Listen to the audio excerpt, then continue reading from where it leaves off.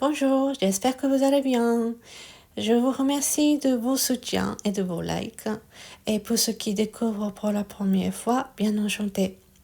Alors, je mets ce message juste avant la vidéo principale, car je me rends compte pendant le montage que je pars dans tous les sens, plus que d'habitude.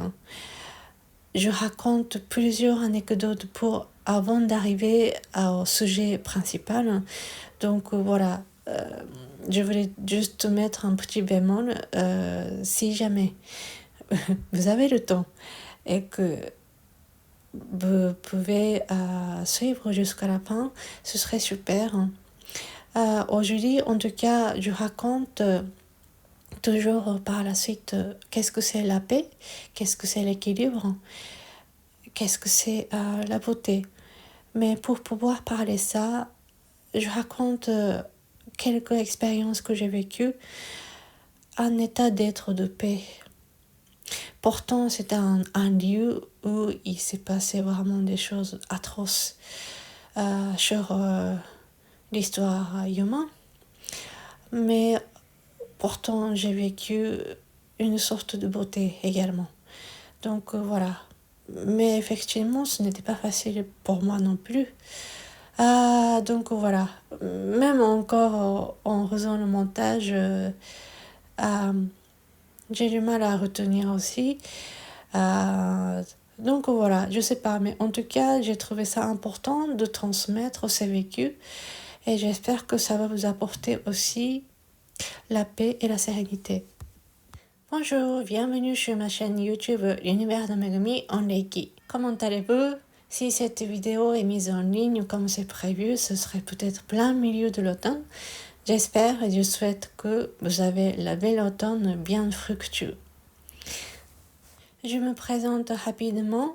Je suis japonaise, je suis née au Japon, mais je vis en France. J'ai été initiée au Reiki, qui est une méthode et de technique de bien-être qui est née il y a plus de 100 ans au Japon. J'enseigne et je donne des séances de Reiki en français et en japonais maintenant. Sur cette chaîne, je partage et je transmets ce que j'ai vécu, le bienfait du Reiki et l'histoire du japonaise, etc., etc. Je vais développer. Je vous remercie toujours de liker, vraiment, ça me soutient et que ça me donne des super bonnes motivations pour continuer ma chaîne. Je vous remercie. Alors donc aujourd'hui, c'est la suite de qu'est-ce que c'est la paix, qu'est-ce que c'est l'équilibre. Tout d'abord, j'essaierai de faire des nouvelles séries aussi sur les plusieurs voyages que j'ai faits, les voyages spirituels. En recevant les guidances et l'inspiration, toutes avec les pratiques du Reiki. En tout cas, à partir du moment où j'ai été initiée au niveau 3, c'est à ce moment-là vraiment beaucoup de choses intéressantes qui ont commencé, notamment sur les plans spirituels et des choses paranormales. Oui, c'est quelque chose de spirituel, mais comme si il y a une sorte de nouvelle conscience et nouvelles idées. Et il y a eu beaucoup d'ouverture, en tout cas, sur mon conscient et mon inconscient. Et que j'ai beaucoup de bons souvenirs, en tout cas, sur ce niveau-là. J'ai l'impression de voyager dans des, ou je sais pas, multiverses, en tout cas, à partir de ce niveau-là.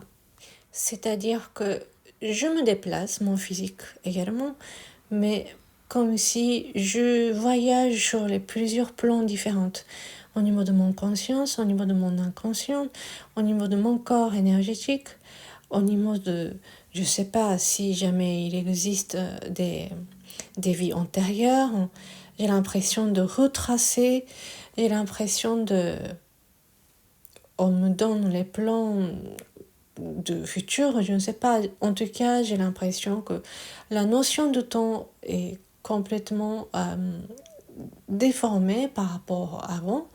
Et au niveau de l'espace aussi, j'ai l'impression que c'est complètement autre chose. Et ce genre de voyage-là avait commencé vers l'an 2018. Et notamment dans un voyage que moi j'appelle ce voyage pour recevoir les enseignements de Palace de Dragon. Alors, qu'est-ce que c'est Palace de Dragon? C'est pour ça que je trouve que c'est important que sur cette chaîne, je présente les contes japonaises.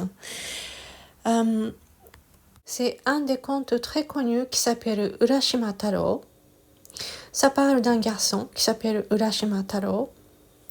Il sauve un tortue et ce tortue voulait le remercier et il l'emmène dans cette palace de dragon. Cette palace se trouve dans la mer. Il y a la princesse et puis il y avait une célébration et puis Urashima Taro, il a été bien invité, bien accueilli, etc. Je vais faire une autre vidéo. En tout cas, ce conte paraît très très simple, mais ça parle des choses vraiment très très fondamentales pour comprendre la spiritualité japonaise et puis l'aperçu du monde pour les Japonais. En tout cas, cette palace de dragon qui se trouve dans la mer. Sur cette photo, c'est un hôtel qui se trouve à Okinawa, sur un pierre qui est bien marqué le dieu de palace de dragon. C'est un lieu de prière. Il y a des gens qui prient sur cet endroit-là. En tout cas, j'ai décidé de faire ce genre de travail avec la pratique du Reiki et j'ai posé mon intention de recevoir les enseignements de Palace de Dragon. Évidemment, c'est toujours avec mon point de vue et qu'il y a des praticiens de Reiki qui n'utilisent pas du tout Reiki de cette façon-là, mais il y a des gens comme moi qui servent la pratique du Reiki ce genre de façon-là. D'autant plus, ça concerne que à moi, ce voyage, et que c'est toujours avec la pratique du Reiki de tous les jours et du quotidien, et que la guérison holistique, le travail sur moi-même est toujours avec. Et si jamais il y a des gens qui s'intéressent, je recommande d'être accompagné par les gens qui sont compétents à ça. Mais en tout cas, je commençais à avoir d'autres façons de travailler et m'amuser à utiliser les Reiki pour recevoir les inspirations et les guidances, etc. Comme ça aussi que j'ai commencé à danser et chanter. Pas pour faire les spectacles, tout simplement par rapport à la joie de mon âme et de tout mon être. Donc, notamment, c'est vraiment commencé en 2018 et j'ai voyagé avec les chamans mongols. J'ai visité les lieux sacrés pour les chamans mongols. J'ai reçu ces inspirations-là parce que j'ai eu vraiment besoin de faire le derviche tourneur, de tourner sur la terre de Mongols. Bon, ça va être long, donc je vais faire une autre vidéo pour parler la partie Mongolie, mais en tout cas, j'ai voyagé et puis sur la terre de Mongolie, j'ai travaillé tous les jours avec les Reiki et puis c'est pour ça que je parle souvent de récepteurs et de réservoirs. Je reçois. C'était vraiment intéressant. J'ai l'impression d'avoir communiqué avec les esprits de Mongols. Je connaissais rien du tout des esprits et des présences ou des déités de Mongols, mais en tout cas, je recevais beaucoup d'informations et de visions. Évidemment, je pouvais recevoir que ce que j'étais prête à recevoir. Mais dans cette manière-là, j'ai reçu une vision.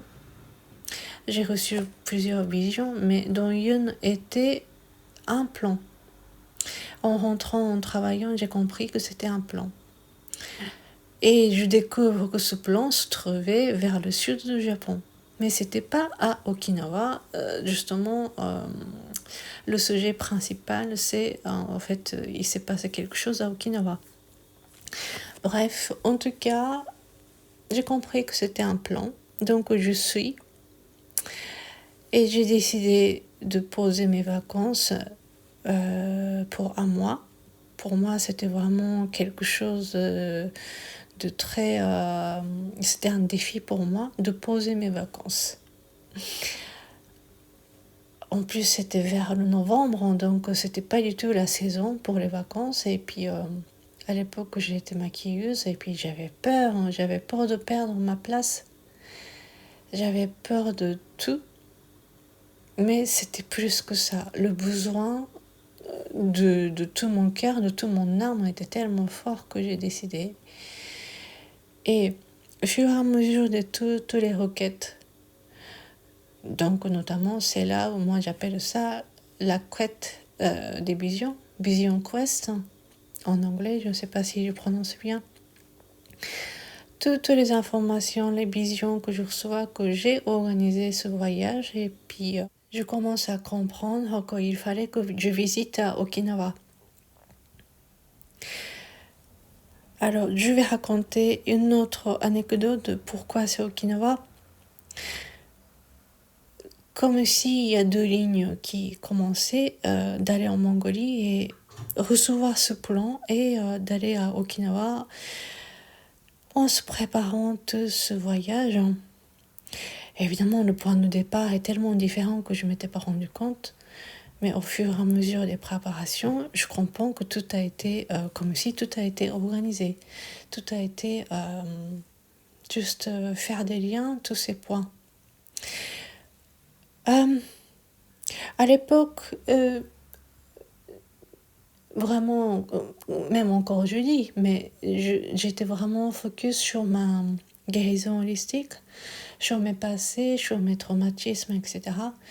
Et notamment, je ne pouvais pas chanter.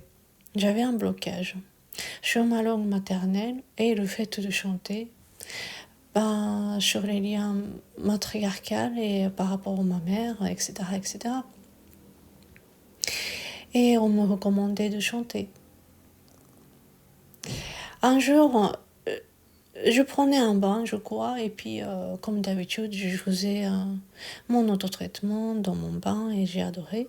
Et puis, j'écoutais, comme par hasard, la musique d'Okinawa. Okinawa, encore, pour ceux qui ne connaissent pas, il se trouve pour le sud du Japon. De toute façon, le Japon, ce sont des archipels. Mais encore une fois, Okinawa, il y a plein de, voilà, plusieurs îles aussi. Il y a une île principale d'Okinawa et puis aux alentours, il y a des autres petites îles. Où ils ont leur langue, ils ont leur culture différente du Japon. C'est vraiment récent qu'ils sont attachés au Japon. Bref, en tout cas, j'écoutais leur musique. Et puis tout à coup, je me suis mise à pleurer. Je pleurais. J'ai pas compris pourquoi. Je savais pas quelle était l'émotion. Mais je ne pouvais pas m'arrêter. Je me suis dit non, il faut que je laisse partir. Je comprenais que c'était une sorte d'évacuation de ce dont je n'avais plus besoin, mais je comprenais rien. J'ai pleuré. C'est à ce moment-là, j'ai décidé, ok, il va falloir que je chante. Mais pourtant, je ne suis pas d'origine d'Okinawa et que je ne suis pas quelqu'un de... Voilà. Mais j'ai cherché, j'avais besoin, je sentais le besoin. Et je crois que c'est à ce moment-là, je découvre plein de choses, l'histoire que nous ne apprenons pas forcément à l'école. Nous apprenons que oui, il y a eu la guerre et que l'armée américaine sont atterri à Okinawa et qu'il s'est passé des batailles vraiment cruciales à Okinawa.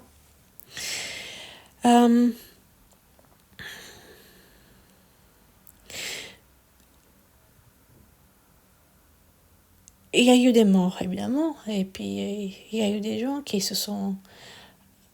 ont cherché à se cacher. Donc, ils ont fait le trou dans des champs de canne de sucre, c'est ça, on appelle ça. Ce champ de canne de sucre, on appelle uji en langue d'Okinawa. Les Okinawans, les gens d'Okinawa parlent bien le japonais, mais ils ont leur langue aussi. Avec leur langue, ce champ de canne de sucre, on appelle uji. Et en revenant donc pendant la préparation de ce voyage donc au Japon et à Okinawa, pourquoi Okinawa est incrusté? Parce qu'en fait pendant tout ce travail-là, d'après le plan que j'ai reçu sur la terre de Mongolie, je reçois un message pendant que je travaillais avec l'équipe. Tu vas aller faire un gacho. Gacho, ce sont des mains en jointe pour les âmes qui sont morts sur les champs de Uji, donc des cannes de sucre.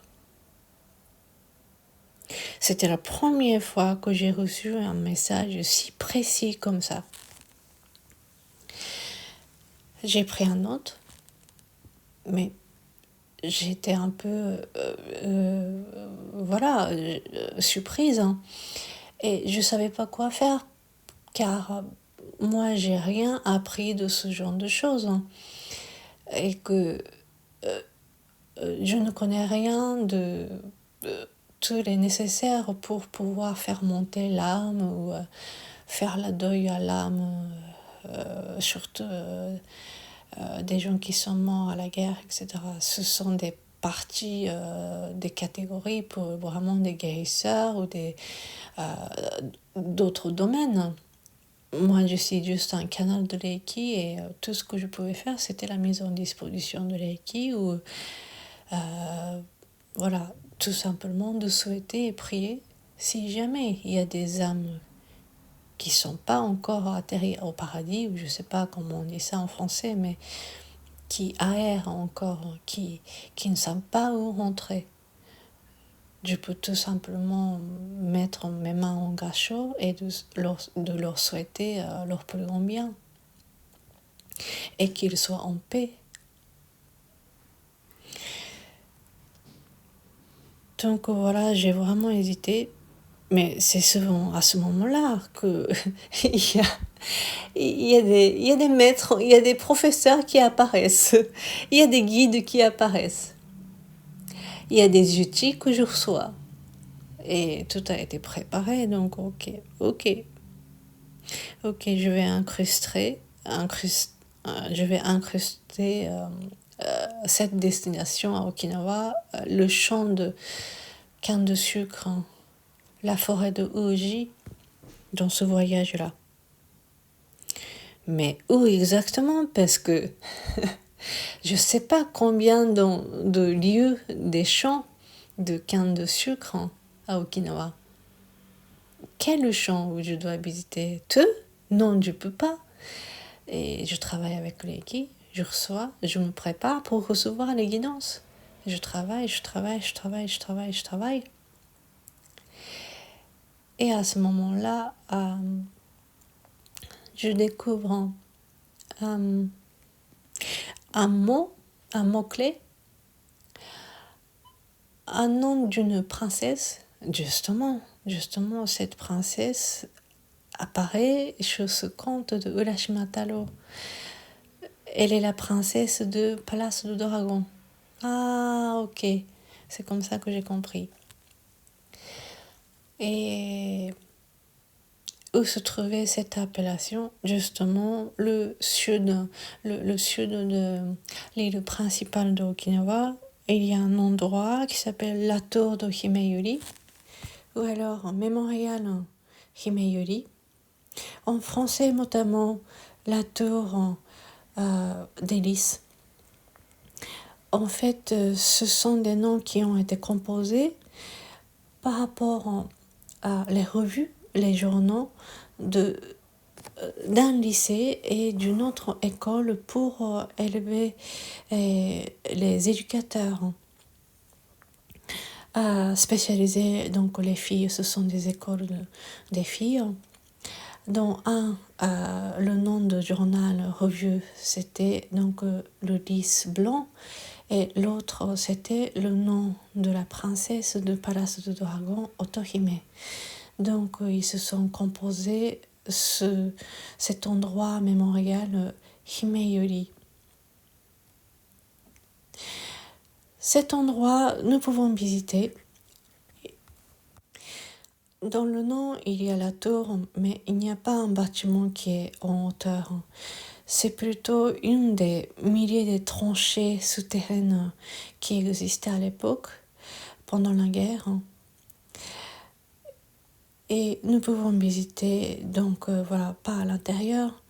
Et au fond, il y a un musée du mémorial de la paix de Himeyuri. Et en tout cas, pendant la guerre, en fait, les filles de 15 ans à 19 ans, elles ont travaillé en tant qu'infirmières pour les soldats blessés et des gens blessés. Mais l'histoire triste, c'est que l'armée japonaise se sont retirés quand c'était vraiment, ça n'allait pas.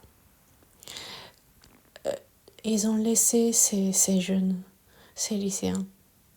Il n'y a pas eu beaucoup d'adultes.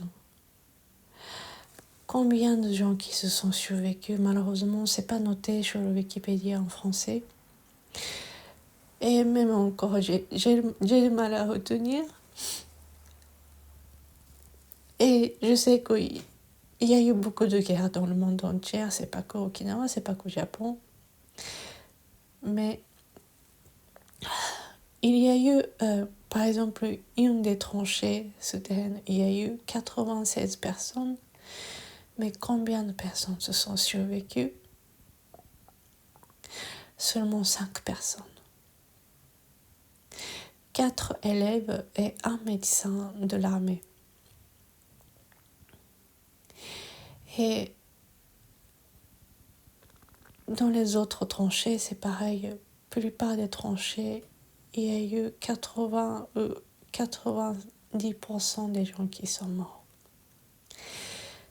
Et il y a un monsieur qui a recueilli toutes les traces des survivants. Et donc, notamment, nous pouvons voir ça dans le film, où, en tout cas, cet musée est vraiment bien documenté. C'est vraiment quelque chose. En tout cas, donc voilà, pour moi, il aurait vraiment préparé pour y visiter. Qu'est-ce que je peux faire? À quoi ça sert que moi je visite de France et de faire un gâchot? Je ne savais vraiment pas, mais j'ai décidé, j'ai visité. Je voulais faire vraiment ce que je pouvais faire en l'équipe. Et j'ai vécu la paix. Alors, merci d'avoir écouté jusqu'à la fin, comme ça sera long. Je vais faire la deuxième vidéo. Vraiment, merci d'avoir écouté jusqu'à la fin. J'espère que ça va vous apporter surtout la paix en sérénité. Merci.